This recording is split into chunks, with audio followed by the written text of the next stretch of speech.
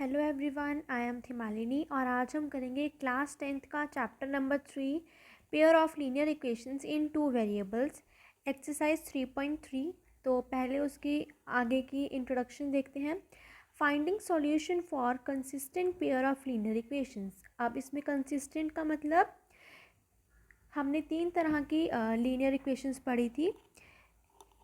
पहले में जो हमारे जिसमें आते हैं पैरेलल लाइंस फॉर्म होती हैं। सेकंड में हमने पढ़ा था कोइंसिडेंट लाइंस फॉर्म होती हैं एंड थर्ड इंटरसेक्टिंग लाइंस। ठीक है, तो हमने इनमें पढ़ा था कि पैरेलल लाइंस का नो सॉल्यूशन, कोइंसिडेंट लाइंस के infinitely many solutions, infinite solutions and intersecting lines के वन सॉल्यूशन। तो इसमें कंसिस्टेंट क्या हुआ, जिनके सॉल्यूशन हो, यानी कि coincident lines and intersecting lines.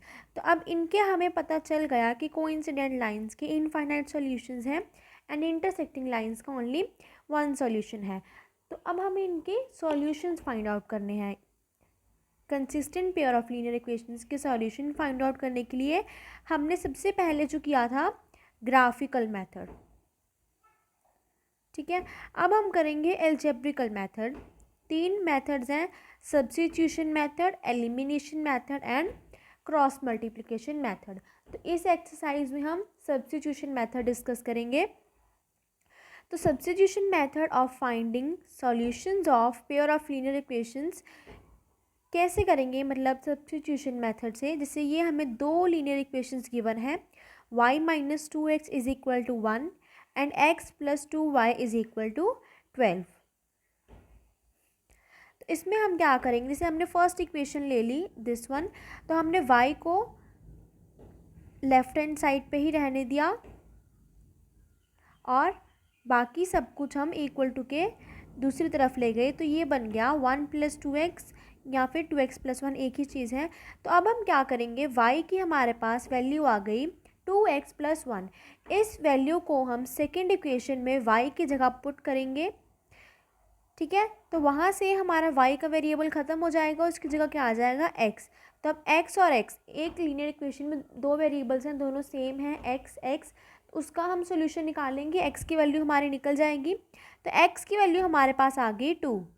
तो अब इस 2 को क्या करेंगे, ये जो हमने थर्ड इक्वेशन बनाई थी ये वाली, इस इक्वेशन में इस 2 की वैल्यू पुट करेंगे, देन y की वैल्यू निकालेंगे। ठीक है, तो इसे हम बोलते हैं सब्स्टिट्यूशन मेथड, यानी कि एक लीनियर इक्वेशन में से x या y की आपने वैल्यू निकाली और उसको आपने दूसरी लीनियर इक्वेशन में सब्स्टिट्यूट कर दिया, पुट कर दिया। तो इससे हमारे पास x एंड y दोनों की वैल्यूज़ आ जाएंगी। ठीक है, तब हम क्वेश्चन नंबर 1 से स्टार्ट करते हैं। Solve the following pair of linear equations bye substitution method. हमें 2 इक्वेशंस गिवन है। फर्स्ट पार्ट में पेयर ऑफ लीनियर इक्वेशंस है ना, यानी कि पेयर यानी कि 2 इक्वेशंस। तो x plus y is equal to 14 and x minus y is equal to 4। अब चाहे आप फर्स्ट इक्वेशन में से वैल्यू निकालो, चाहे सेकेंड इक्वेशन में से, वो आपके ऊपर डिपेंड करता है। जनरली हम क्या करते हैं, जो इक्वेशन थोड़ी सी सिंपल होती है, जिसमें छोटे छोटे नंबर्स होते हैं, तो हम जनरली उसमें से वैल्यूज़ निकालते हैं। बट अगर आप दोनों में से किसी भी इक्वेशन में से आप वैल्यू निकाल सकते हो, वो आपका गलत नहीं होगा। तो ये हमारे 2 इक्वेशंस हैं। हमने फर्स्ट इक्वेशन ली, फर्स्ट इक्वेशन ये है ऊपर वाली, ये नीचे वाली क्या है, सेकेंड इक्वेशन। तो हमने फर्स्ट इक्वेशन से x की वैल्यू निकाली, x is equal to 14 minus y. तो अब हम क्या करेंगे, substitute the value of x in second equation. जो वैल्यू ऑफ x यहाँ से निकली 14 माइनस वाई, इसे हम सेकेंड इक्वेशन में सब्स्टिट्यूट करेंगे, यानी कि पुट करेंगे। तो x की जगह x minus y is equal to 4 में x की जगह हमने लिखा 14 माइनस वाई, ब्रैकेट में minus y is equal to 4। तो 14 माइनस, अब ये माइनस वाई क्या बन जाएगा, minus 2y is equal to 4, minus 2y is equal to minus 10। तो माइनस से माइनस कैंसिल, इसलिए यहाँ पर कुछ नहीं लगा। तो क्या आ रहा है हमारे पास, 2y इज इक्वल टू 10। यहाँ से y की वैल्यू निकाली 5। अब क्या करेंगे, हमने फर्स्ट इक्वेशन में से सब्स्टिट्यूट की थी x की वैल्यू सेकेंड इक्वेशन में। अब हम क्या करेंगे, जो हमारे पास y की वैल्यू निकली इसे हम इस थर्ड इक्वेशन, इसे हम क्या मान लेते हैं, थर्ड इक्वेशन, इसमें हम पुट कर देंगे, ठीक है। तो x is equal to 14 minus y की जगह 5, तो x is equal to 14 minus 5 that is x is equal to 9, hence x is equal to 9 and y is equal to 14, ठीक है। तो इसी तरह से सेकेंड पार्ट देखते हैं। इसमें क्या है, फर्स्ट इक्वेशन तो हमारी सिंपल है, सेकंड इक्वेशन में क्या है, फ्रैक्शंस। तो जैसे मैंने आपको बताया था कि जो थोड़ी सी सिंपल हो इक्वेशन, उसमें से वैल्यू निकाल के दूसरी वाली में सब्स्टिट्यूट करेंगे हम।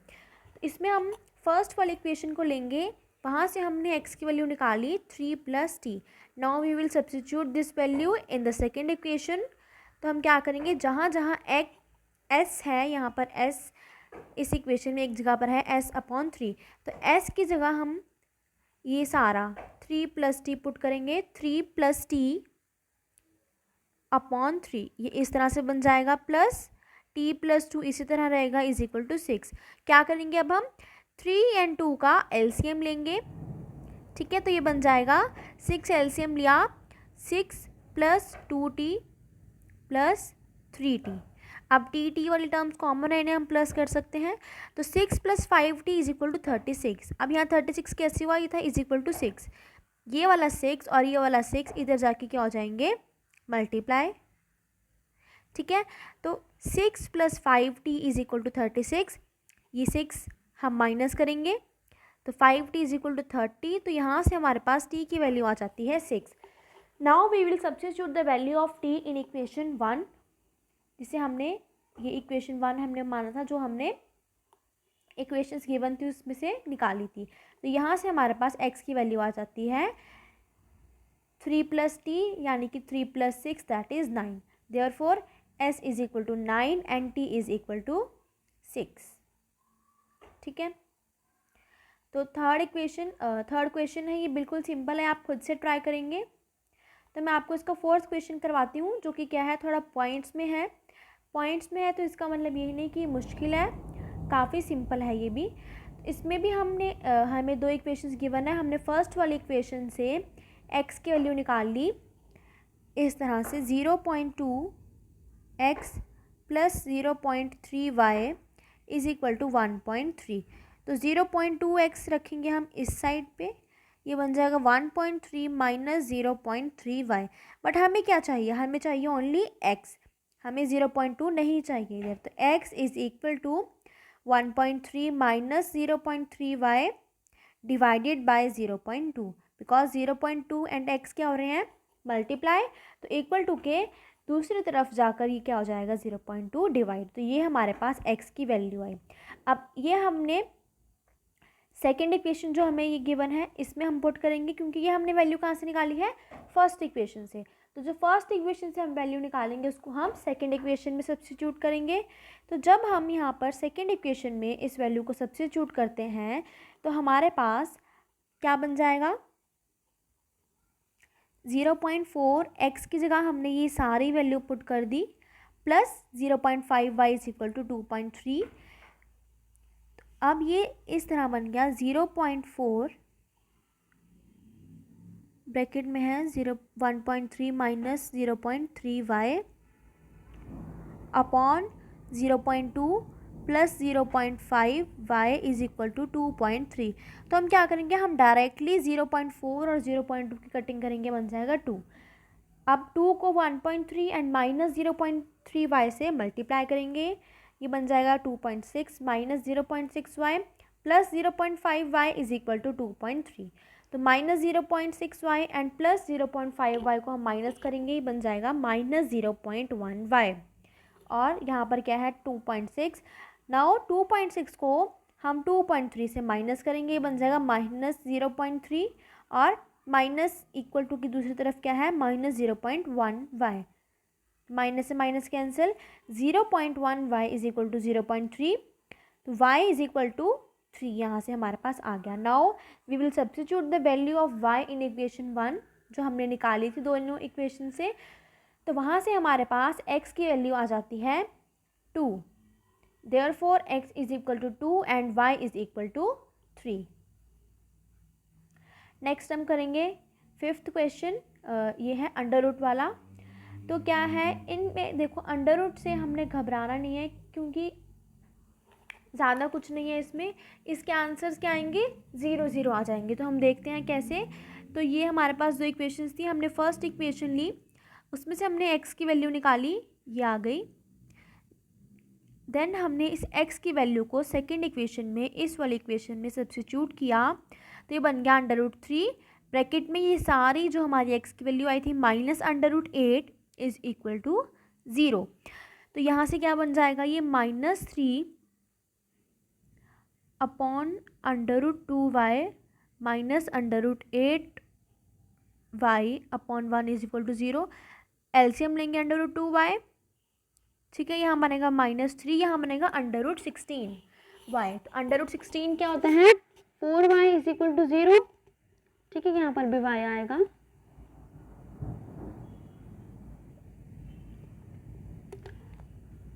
तो -7y is equal to √2y को हमने इधर मल्टीप्लाई किया, ये बन गया 0। तो y इज इक्वल टू -7 को डिवाइड करेंगे 0 से, बन जाएगा 0।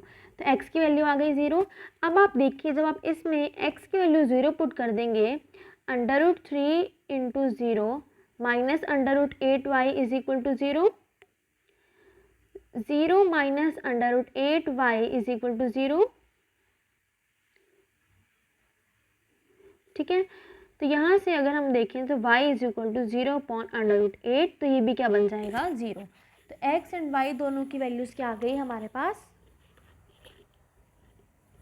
0 0, ठीक है। नेक्स्ट इज सिक्स्थ पार्ट, ये क्या है, फ्रैक्शन वाला है, ठीक है। इसमें लीनियर इक्वेशंस फ्रैक्शन की फॉर्म में हमें गिवन है।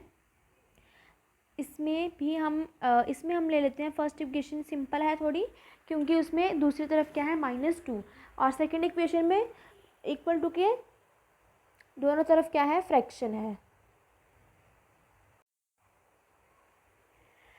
तो जब हमने फर्स्ट इक्वेशन ली, तो यहाँ से हमने x की वैल्यू ये निकाली, ठीक है। कैसे निकाली, ये था 3x/2, इसको दूसरी तरह लिखते हैं, यहाँ पर 3x/2 माइनस क्या है, 5y/3 इज इक्वल टू -2। तो 3x - 2 is equal to 2 + 5y/3। तो क्या करेंगे, हम एलसीएम ले लेंगे इसका, और इसको क्या करेंगे, सॉल्व। तो जो एलसीएम लेके सॉल्व करके आंसर आएगा, तो 2 हम मल्टीप्लाई कर देंगे और 3 हम डिवाइड कर देंगे, ठीक है। तो हमारे पास x की वैल्यू निकल आएगी वहाँ से। तो जब हम ये करेंगे तो हमारे पास ये x की वैल्यू आ गई, ठीक है। अब हम क्या करेंगे, x की वैल्यू को हम सेकंड इक्वेशन में सब्स्टिट्यूट करेंगे। तो ये था x/3, तो ये पूरा upon 3 plus y/2 is equal to 13/6। तो अब ये किस तरह से है, -12 + 10y अपॉन 9 अपॉन 3, जिसे यहाँ पर लिखा हुआ है, plus y/2 is equal to 13/6। तो ये 9 और 3 क्या, ये मल्टीप्लाई हो जाएंगे, तो ये बन जाएगा -12 + 10y इज इक्वल टू 27। ये स्टेप गिव किया हुआ है। अब 27 एंड 2 का एलसीएम लेंगे हम, या फिर हम क्या करेंगे, हाँ एलसीएम ले लेंगे, ठीक है। तो एलसीएम आ जाएगा हमारे पास 54। तो 117/54 -24 + 20y/54। तो y/2 किसके इक्वल आ जाएगा, 117 माइनस माइनस प्लस -20y/54। तो यहाँ से हमारे पास y की वैल्यू आ गई 3।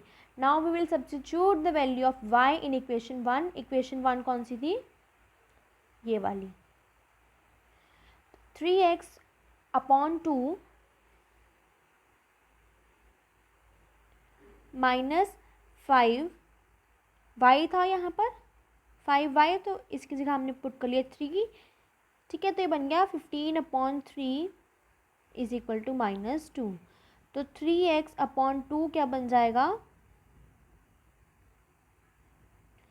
ये अगर हम कटिंग कर लें तो ये बन जाएगा -2 + 5, जो कि कितना होता है -3। तो 3x/2 इज इक्वल टू -3। तो यहाँ से हमारे पास x की वैल्यू आती है, सॉरी यहाँ आएगा +3 इस तरह से। तो 3 से 3 कैंसिल, x की वैल्यू हमारे पास आती है 2। तो y की वैल्यू हमारे पास आई 3, x की वैल्यू आई 2, therefore x is equal to 2 and y is equal to 3। Next हम करेंगे सेकेंड क्वेश्चन। सेकेंड क्वेश्चन में क्या है, हमें 2 इक्वेशंस गिवन है, हमने तीसरी इक्वेशन में m की वैल्यू निकालनी है। तो हम ये कैसे करेंगे, जो हमारे पास 2 इक्वेशंस गिवन है उनको हम सॉल्व करके वहाँ से x एंड y की वैल्यू निकालेंगे। ठीक है, और वो जो हमारी x एंड y की वैल्यूज़ आएंगी उन्हें हम अपनी थर्ड इक्वेशन में पुट करेंगे। तो वैल्यूज़ तो मैं आपको निकालना सिखा चुकी हूँ हम कैसे निकालते हैं। तो यहाँ पर हम डायरेक्टली देखते हैं, x की वैल्यू हमारे पास आ रही है -2 एंड y की वैल्यू हमारे पास आ रही है 5। तो y is equal to mx + 3 में y की जगह हमने पुट किया 5 - 2m + 3।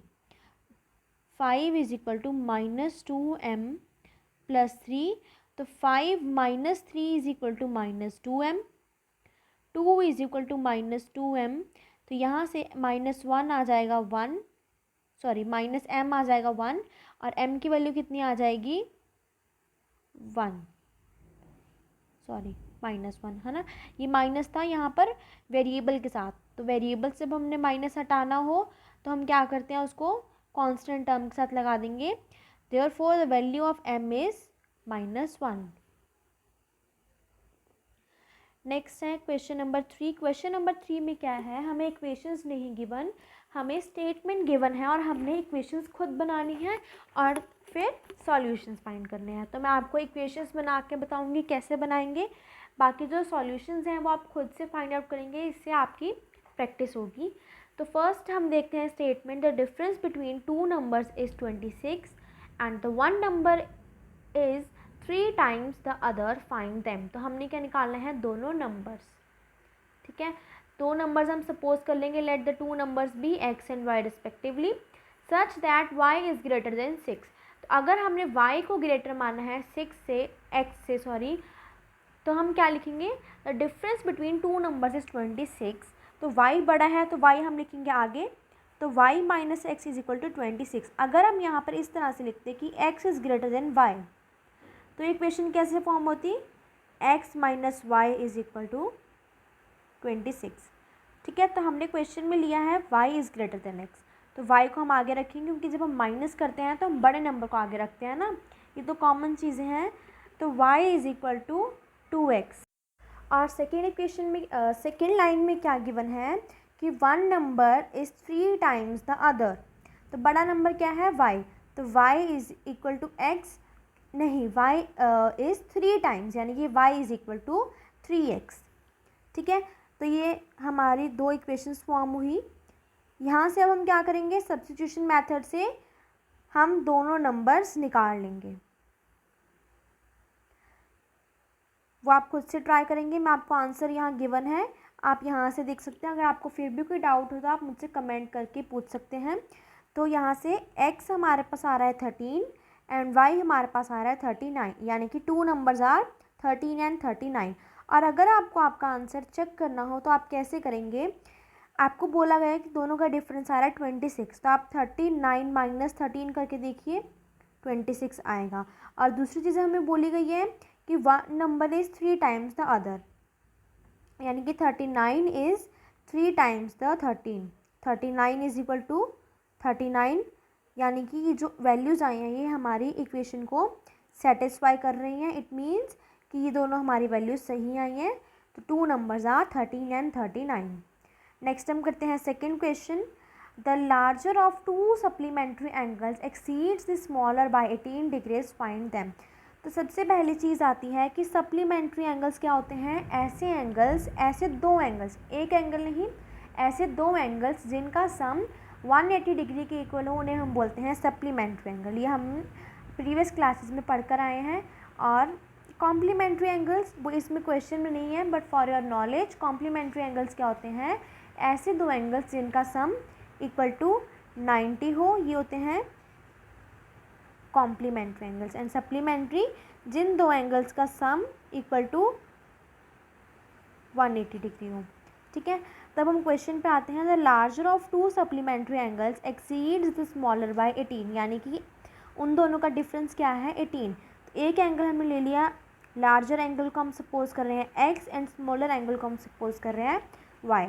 तो x बड़ा है तो x minus y is equal to 18। Second equation क्या बनेगी, x plus y is equal to 180। अब हमें ऐसे तो कुछ नहीं गिवन कि उन दोनों एंगल्स का सम 180 है, हमें क्या गिवन है कि वो क्या है, सप्लीमेंट्री एंगल्स हैं।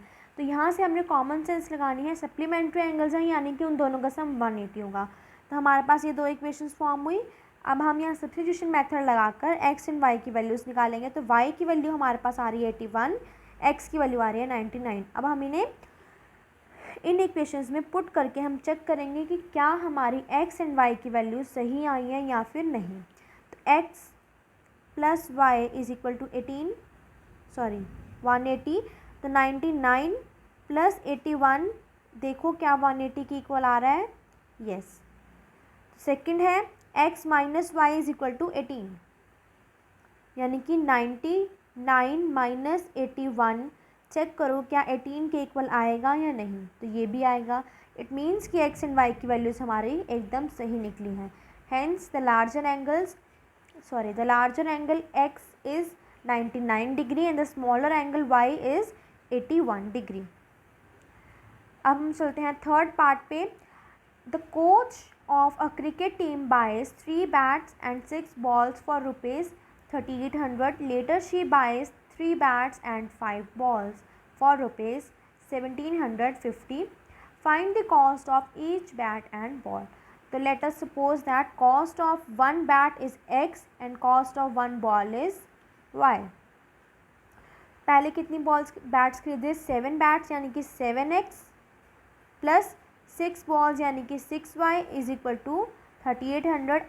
ऐसा सेम क्वेश्चन हमने आई थिंक 3.2 में किया था, वैल्यूज़ अलग थी बट ऐसा 3.1 या 3.2 में हमने किया था। सेकेंड इक्वेशन क्या है बनेगी, 3 बैट्स यानी कि 3x प्लस 5 बॉल्स यानी कि 5y is equal to 1750 rupees. ये दो इक्वेशंस बनी, यहाँ पर आपको गिवन है, आपने क्या करना है, बाय सब्स्टिट्यूशन मेथड आपने इनकी वैल्यूज़ निकालनी है। तो x की वैल्यू आ रही है 500 एंड y की वैल्यू आ रही है 50। तो अगर आप x एंड y की वैल्यूज़ इस तरह से निकाल के छोड़ देंगे तो आपका हाफ या मार्क जो है वो कट हो सकता है। क्यों, क्योंकि क्वेश्चन गिवन हमें पूछा गया है find the cost of each bat and each ball. तो अगर आपने x को cost of one bat assume किया था तो आपने लिखना है hence cost of bat is ₹500 और आपने एक बॉल की कॉस्ट को ₹y कंसीडर किया था, तो y कितना आ रहा है 50, can cost of a ball is ₹50। तो ये लास्ट लाइन आपने ज़रूर मेंशन करनी है। ठीक है, नेक्स्ट हम करते हैं fourth part. A taxi charges in a city consist of a fixed charge together with the charge for distance covered. इसमें क्या है, इसमें दो तरह के चार्जेस हैं, एक तो फिक्स्ड चार्जेस हैं और एक क्या है, चार्जेस पर किलोमीटर हैं। तो ठीक है, इतना भी क्वेश्चन है। For a distance of 10 kilometre the charges paid is ₹105। For the journey of 15 kilometre the charges paid is ₹155।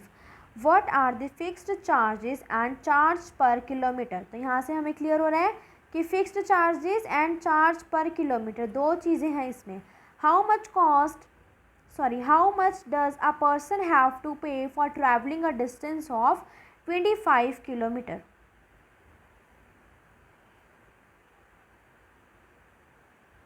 तो ये किस तरह से हम करेंगे, let's suppose that fixed charge is x and per kilometer charge is rupees y।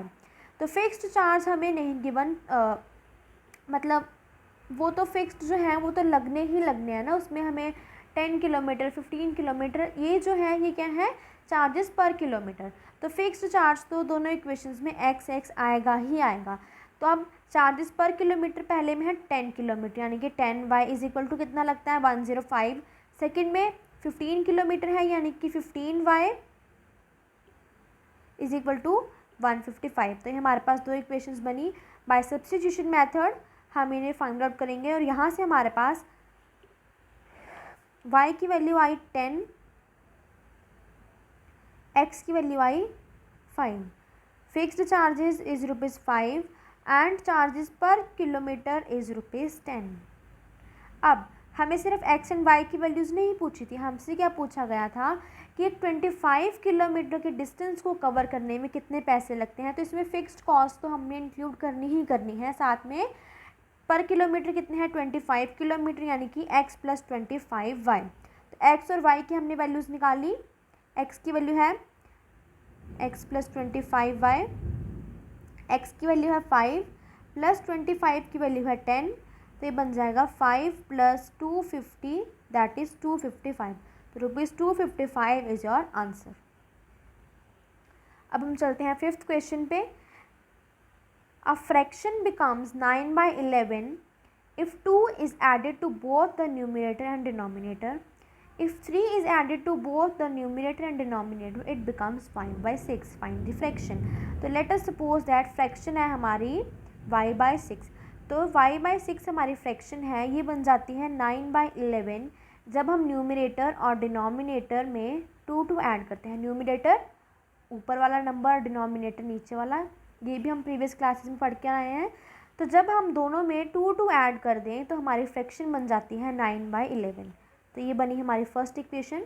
ठीक है, second equation है, अगर हम इनमें दोनों में न्यूमरेटर एंड डिनोमिनेटर में 3 ऐड कर दें तो हमारी इक्वेशन बन जाएगी ये, किसकी इक्वल आ जाएगा वो 5/6 के। तो हमारी दो इक्वेशंस बनी, फर्स्ट ये एंड सेकंड ये। फ्रैक्शन वाली बनी है, हमने अभी पीछे किया आज ही कि जब फ्रैक्शन वाली इक्वेशंस हों हम उन्हें सब्स्टिट्यूट करके कैसे निकालते हैं, पहले उनका एलसीएम लेके उनको हमने इस तरह से सिंपल इक्वेशंस में कन्वर्ट कर लिया। ठीक है, अब यहाँ से हम सिंपली सब्स्टिट्यूशन मेथड लगा के एक्स एंड वाई की वैल्यूज़ निकाल सकते हैं। तो यहाँ से हमारे पास एक्स की वैल्यू आती है 7 एंड y की वैल्यू आती है 9। अब मैं फिर से रिपीट कर रही हूँ कि इसमें हमने x एंड y की वैल्यूज़ नहीं निकालनी थी, इसमें हमने फ्रैक्शन पूछी गई थी। तो जो आपसे पूछा गया आपने उसको भी निकालना है एंड में, ये ना हो आप सारा क्वेश्चन कर दें x एंड y की वैल्यू निकाल दें सही, बट फिर भी आपका हाफ या 1 मार्क कट हो जाए। किस वजह से? क्योंकि जो पूछा गया था आपने एंड में वो नहीं किया। ठीक है, तो आपसे फ्रैक्शन पूछी गई थी, फ्रैक्शन का आपने लिया था, सपोज क्या था x/y। तो x की वैल्यू आई 7, y की वैल्यू आई 9, तो 7/9 आपकी आ जाएगी fraction, hence fraction is 7/9। Next हम चलते हैं 6th पार्ट पे इस क्वेश्चन की, है लास्ट पार्ट है।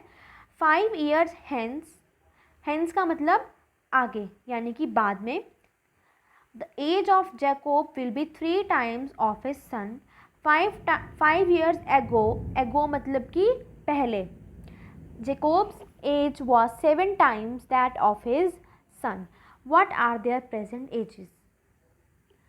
ठीक है, अब आपको ये हैंस एंड एगो, ठीक है, अगर तो आपको इनका मीनिंग पता है कि हैंस मतलब कि आगे जाकर बाद में और एगो मतलब कि पहले, तो सही है। बट अगर आपको नहीं पता तो आप क्या करोगे, मतलब प्रेजेंट एज आपने एक्स लिया है तो आप उसमें 5 years है तो आप उसमें 5 ऐड करोगे या 5 माइनस करोगे, आपको कैसे पता चलेगा? तो या तो आपको हैंस या लेटर एगो इन वर्ड्स का मीनिंग पता हो, या फिर आप क्वेश्चन को ध्यान से पढ़िए। 5 years hence that Jacob, age of Jacob will be 3 times that of his son। will यानी कि फ्यूचर में, फ्यूचर यानी कि बाद में, तो क्या करेंगे x + 5। इसी तरह से 5 years ago Jacob's age was यानी कि पास्ट की बात हो रही है, यानी कि एगो मतलब कि पहले। ठीक है, तो आप इसको क्वेश्चन को ध्यान से रीड करेंगे तो आपको एक कन्फ्यूजन नहीं होगी कि हेंस का मतलब बाद में होता है या एगो का मतलब बाद में होता है। ठीक है, तो 5 ईयर्स एगो यानी कि सॉरी पहले हेंस वाला करते हैं हम। 5 ईयर्स हेंस यानी कि दोनों की हमने एजेस मान ली, जेकोब की मान ली हमने एक्स एंड हिज सन की मान ली हमने वाई, ये क्या है उनकी प्रेजेंट एजेस जो कि हमने निकाल ली हैं। तो 5 साल बाद में यानी कि एक्स में 5 ऐड कर देंगे, वाई में भी 5 ऐड कर देंगे, 5 दोनों में ऐड करेंगे। The Jacob age of Jacob will be 3 times that of his son. तो इन दोनों को इक्वल करने के लिए हमें उसकी सन की एज को 3 से मल्टीप्लाई करना होगा, क्योंकि उसने बोला है 3 टाइम्स। ठीक है, तो ये हुई हमारी फर्स्ट इक्वेशन। ये इक्वेशन नहीं बनी, अभी हमने क्या करना है 3 को अंदर मल्टीप्लाई करना है y और 5 से, देन हमारी इक्वेशन बनेगी। तो वो इक्वेशन जो है वो क्या बनेगी, ये x minus 3y is equal to 10।